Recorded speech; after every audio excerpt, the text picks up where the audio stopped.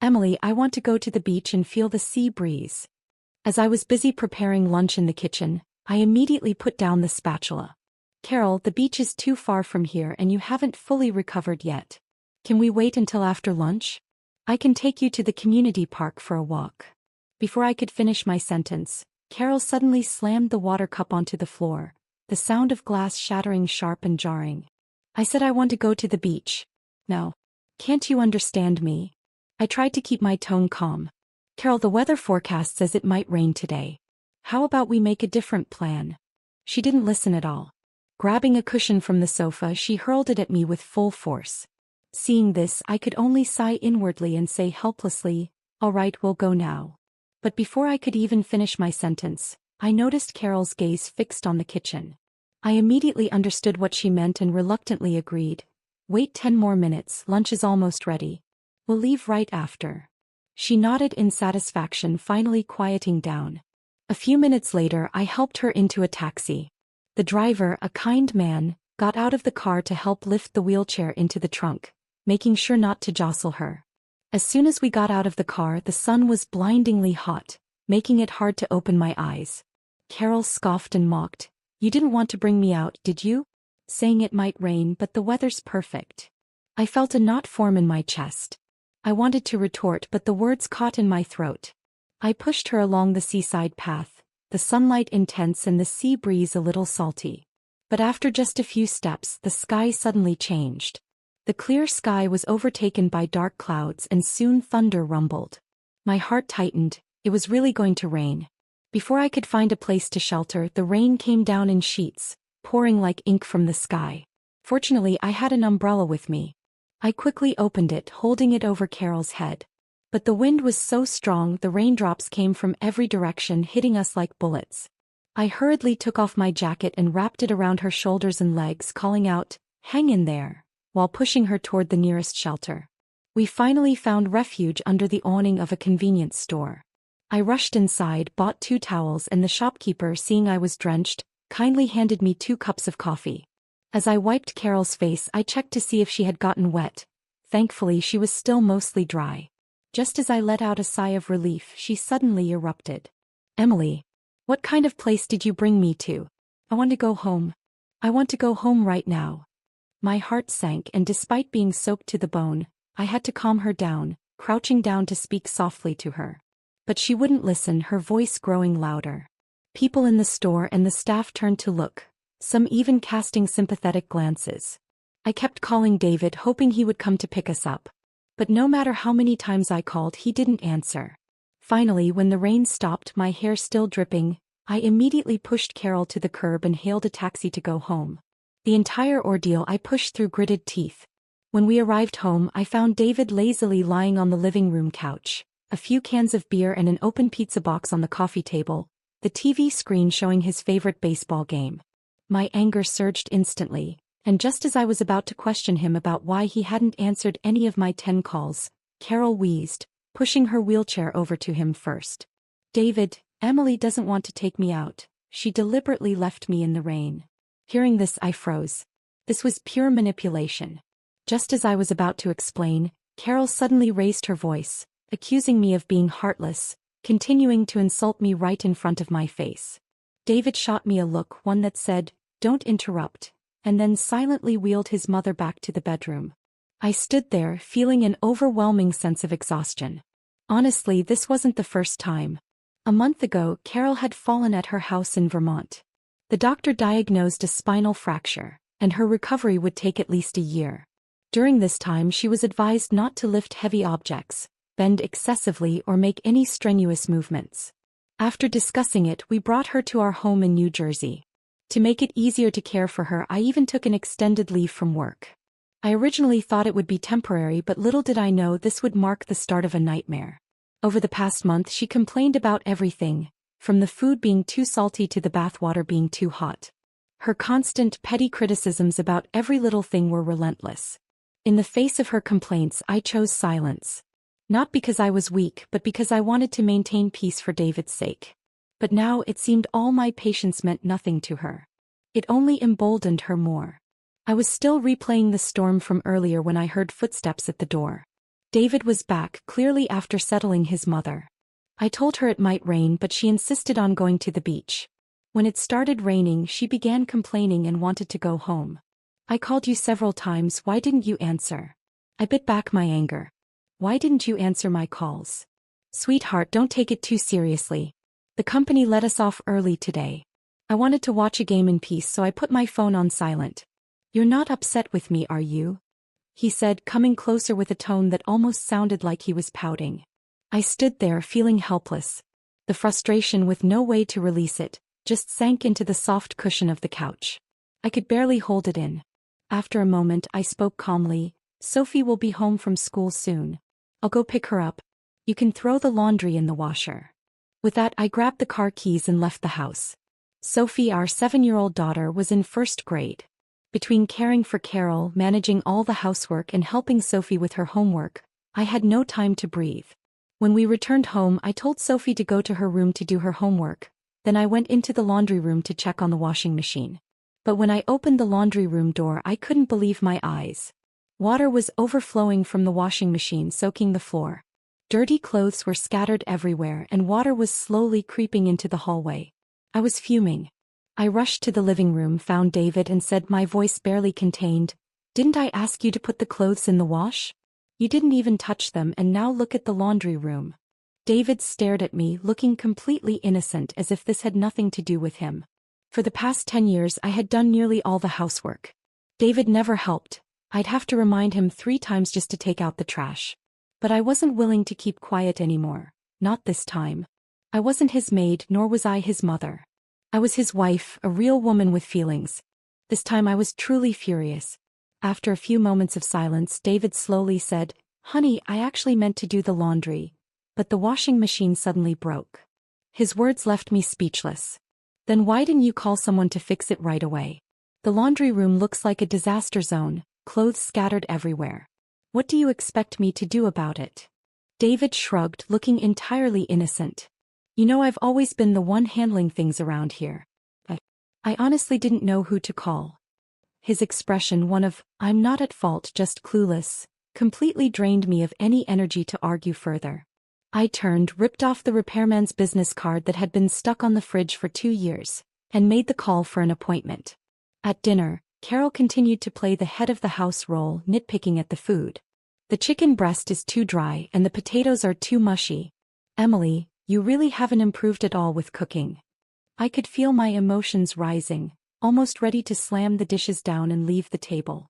But just then Sophie put down her fork and said with full seriousness, "Mom's cooking is the best in the world. I love the dinners Mom makes." The table went silent. Even Carol couldn't say anything for a moment. Her expression froze, her lips trembled slightly, and then she lowered her head to continue eating. I looked at her suddenly deflated face, a rare sense of satisfaction rising within me. It turned out sometimes it wasn't even necessary for me to speak. A single comment from my child could make everything clear. After dinner, Sophie pulled me into the study, asking me to help with her homework. I sat beside her, opened her textbook, and was about to think of where to start guiding her, when she asked me a question that stunned me. "Mom, is Dad teaming up with Grandma to bully you?" I was speechless, gently holding her little hand. "Sweetheart, why would you think that? Miss Susan said that families need to support each other." She bit her lip, her voice soft. "But Daddy never helps you. Every time Grandma throws a tantrum, he always sides with her, never with you." Her words felt like a small knife, ruthlessly cutting through the illusion I had been trying to maintain. I tried to stay calm, but not a single word of defense came to my lips. What could I say? That he was too busy with work? That Carol was old and needed care? But who would care for me? After getting Sophie into bed, I sat alone in the living room, my mind swirling with thoughts of David. We met at a friend's party. He had asked for my number that night, and he sat beside me the entire evening, acting warm and attentive. Then he started texting and calling frequently, checking in morning and night, even offering to drive me to and from work. He seemed like the ideal husband I had always dreamed of. Less than 6 months into dating, we were married. But after marriage, David became a completely different person. He no longer took initiative, stopped helping with housework, and when I was wronged outside, he would just dismiss it with a casual, "Don't overthink it." Carol, who used to be somewhat polite in front of others, completely changed once she moved in with us. Cold, sarcastic and commanding. I felt like the only servant in the house, yet no one seemed to see anything wrong with it. Thinking about this, I couldn't help but feel that this marriage was like an ongoing one-person show that wouldn't end. When I returned to the bedroom, David was sound asleep, breathing steadily, his arm draped over his own face. Just as I was about to turn off the light, I saw his phone light up on the nightstand. First once, then twice, then a third time. It was already late at night. Who could possibly be messaging him this frequently? I had never snooped through his phone before. I always believed in trust in a marriage. But after everything that had happened recently, my trust had been completely worn down. I walked over silently and picked up his phone. On the screen was a conversation with his good friend, Jake. As I read through their chat, I was stunned to see David had gone into detail about how he deliberately broke the washing machine just to avoid doing housework, even going so far as to leave a pile of dirty clothes scattered in the laundry room. Jake's response made my blood boil to the point of suffocation. Bro, I just saw what you sent, it's genius. Emily must be totally under your control. I need to learn from you, that's next level. Reading those messages, my mind went blank and the rage inside me blazed like fire, almost burning away my last ounce of reason. Gritting my teeth, I took a screenshot of the conversation and then without hesitation hurled the phone at David. The impact of the phone woke him instantly, his eyes snapping open, his face filled with displeasure. But when he saw the phone on the floor, the screen still glowing, his expression shifted immediately from anger to embarrassment and guilt. David, what exactly are you doing? Have you and your friends been mocking me behind my back this whole time? My voice wasn't loud, but it was cold and cutting, slicing through the silence like a blade in the night air. I knew Sophie and Carol were probably waking up from the noise, but at that moment I didn't care. David stammered, trying to explain. Baby, listen to me, that's not what I meant. You misunderstood. He was frantic, unable to string his words together, but I didn't want to hear any more. Cut the act. The chat logs are right here. What else is there to argue about? I didn't marry you to be your and your mother's servant. We're done. I spoke calmly, but my words were resolute, unshakable. He tried to grab me, but I shook him off without hesitation and stormed toward Sophie's room. She was standing at the door, eavesdropping, her eyes filled with worry and concern. I picked her up in an instant and walked out of the house. It was already late at night, so I took her to a nearby budget hotel. Sophie sat on the bed, her eyes bright and understanding. She didn't cry, didn't ask a single question. I was about to say something to her when she spoke first. Mom, this bed is so soft and the room is so pretty. My heart ached. Her simple statement, so pretty, spoken so lightly, felt like a needle piercing through me. She wasn't oblivious, she just wanted to make me feel better. Sophie had always been sharp, even from a young age, seeing through our emotions. At that moment she quietly curled up under the covers.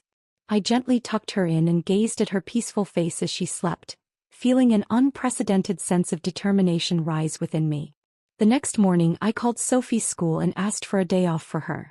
Then I called Wendy from HR and told her I was ready to return to work.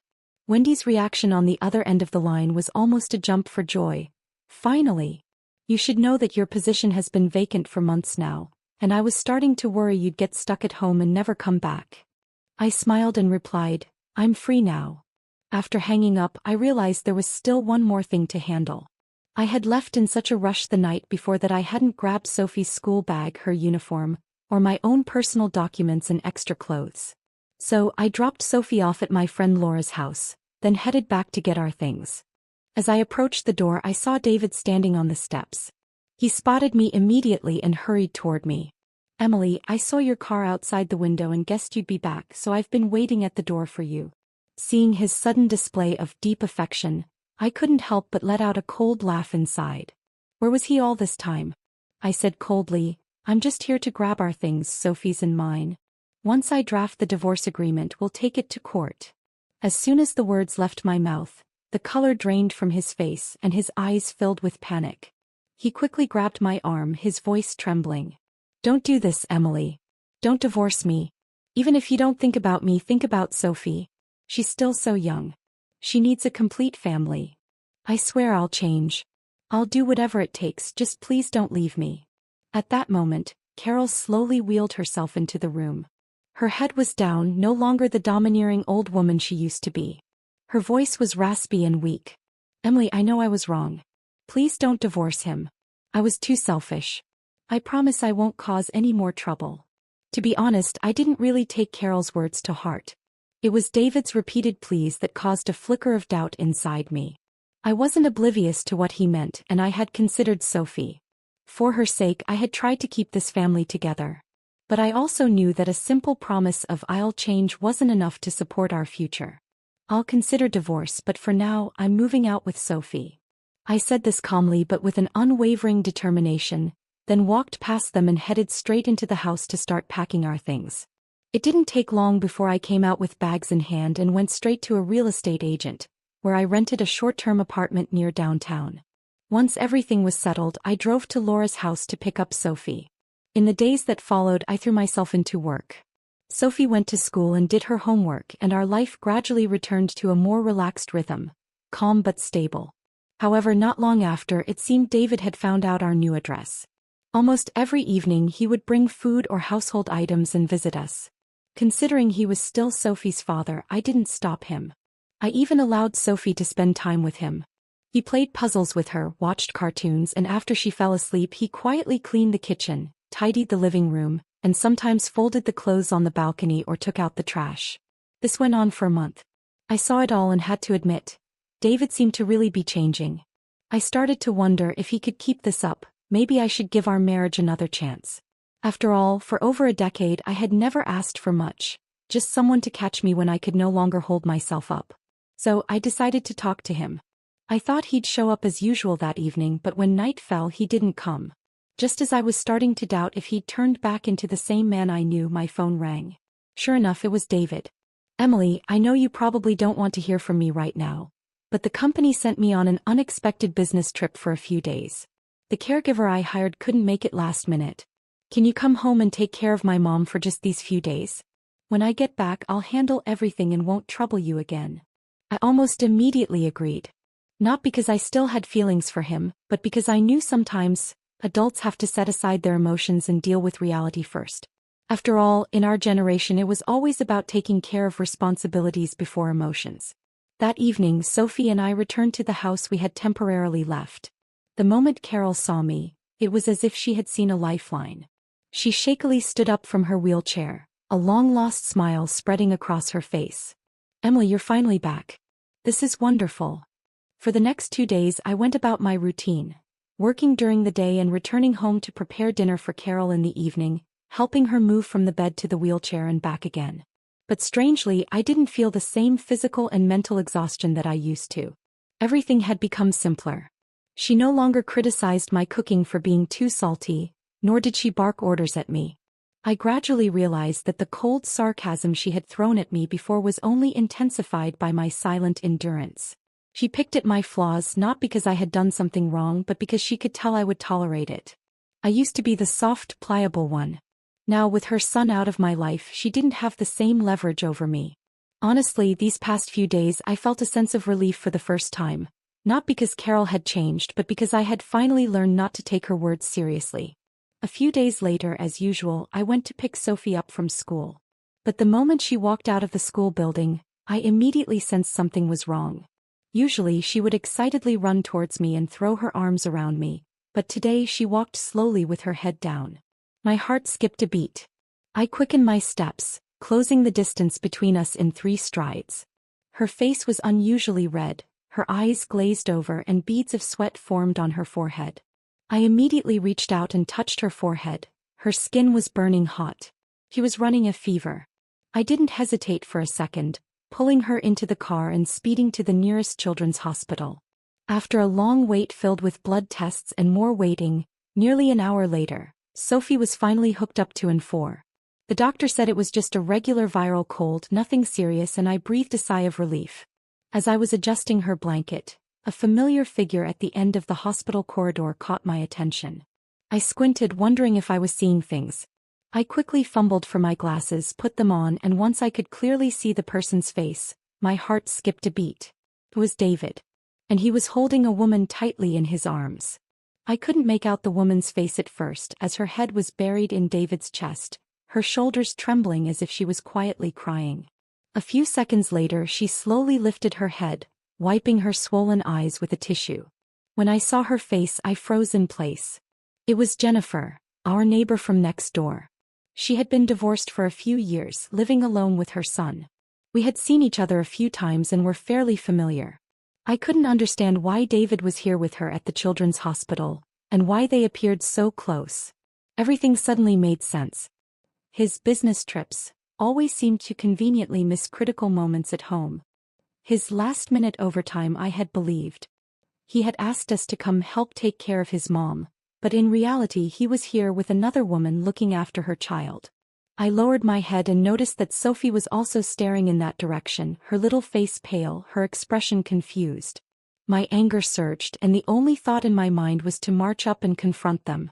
But just as I was about to take a step forward, a nurse walked by with a cart, preparing to change Sophie's for. My rational mind, like a splash of cold water, snapped me back from the edge of my emotions. If I confront them now and make a scene, it will only drag Sophie into this chaotic storm. I quickly pulled out my phone and snapped a few clear photos of the scene in the hallway.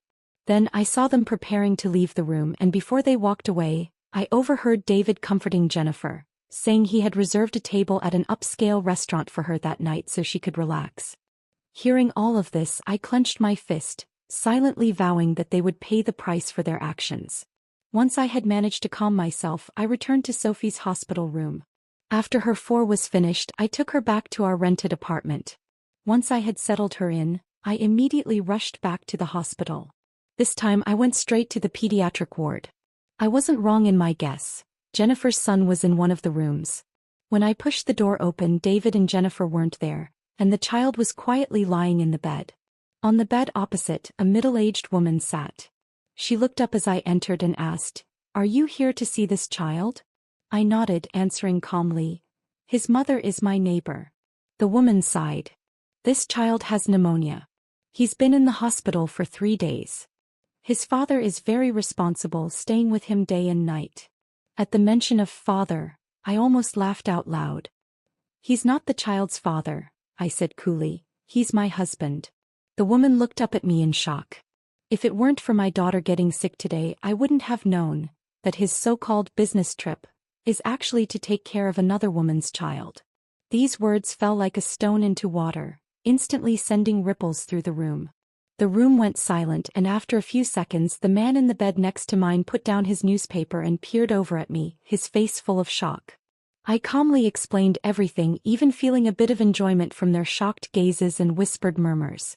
After finishing, I gently tapped my bag, turned and walked out. As soon as I stepped out of the room, I immediately called David.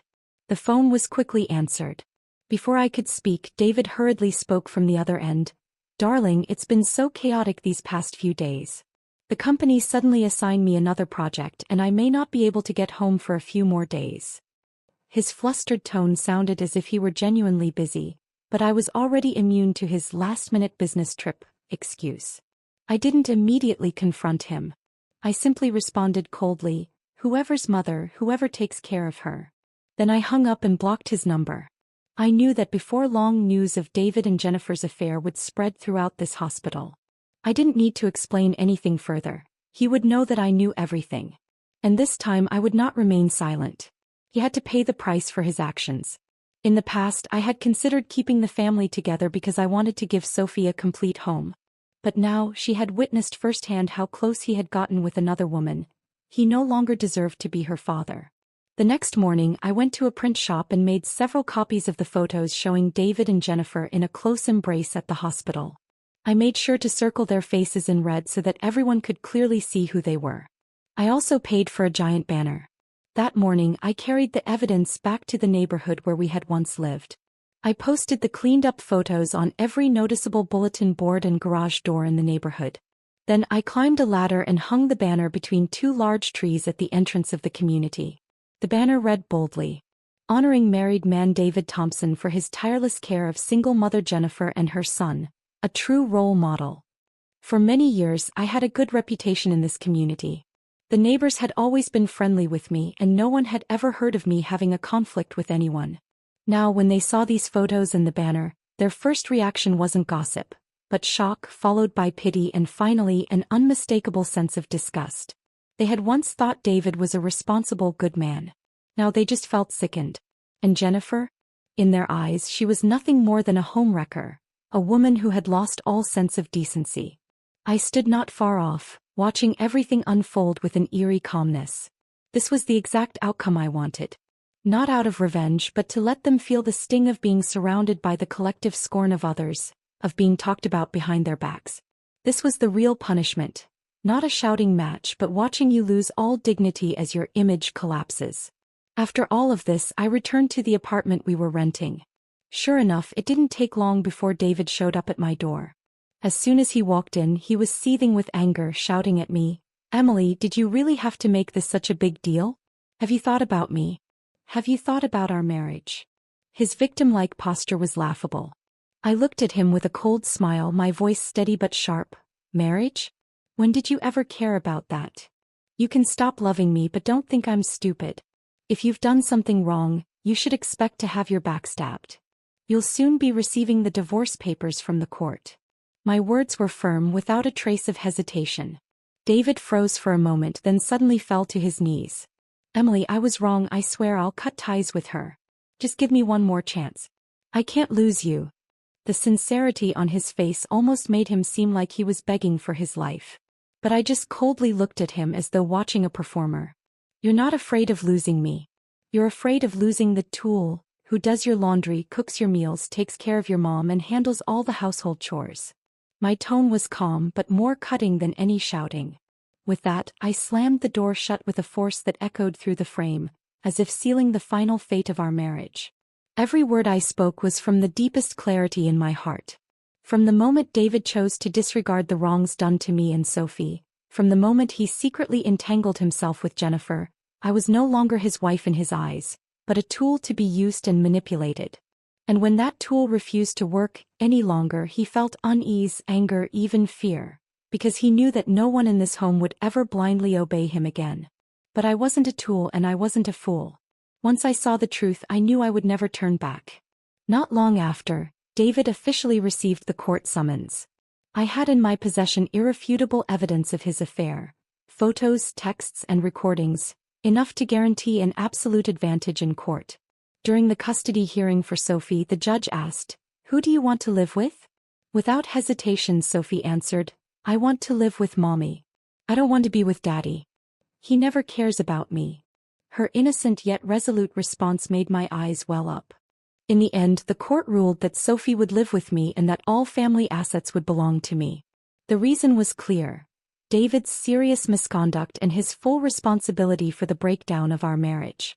As I walked out of the courthouse holding that divorce certificate in my hand, I felt an unprecedented sense of relief.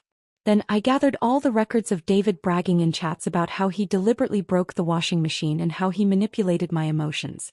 I sent those records to the wives of his married brothers.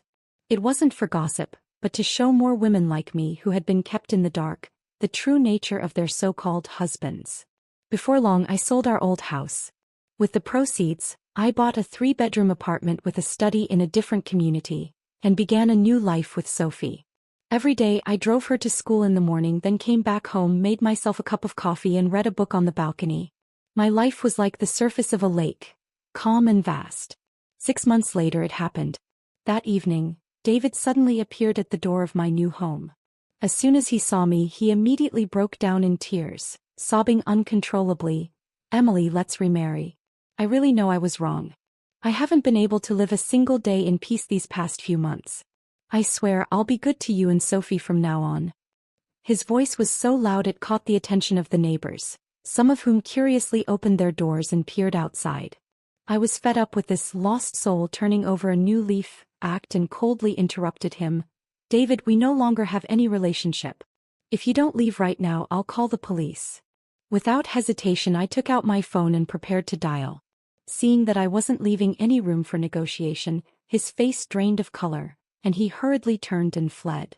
The truth about David's situation had long been told to me by our neighbor Helen. After our divorce, he and Jennifer quickly got married. But it didn't take long for Jennifer to realize she had been completely deceived.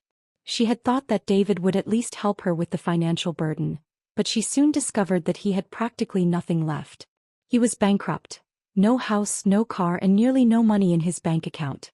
David ended up moving in with Carol and Jennifer, but things weren't going well.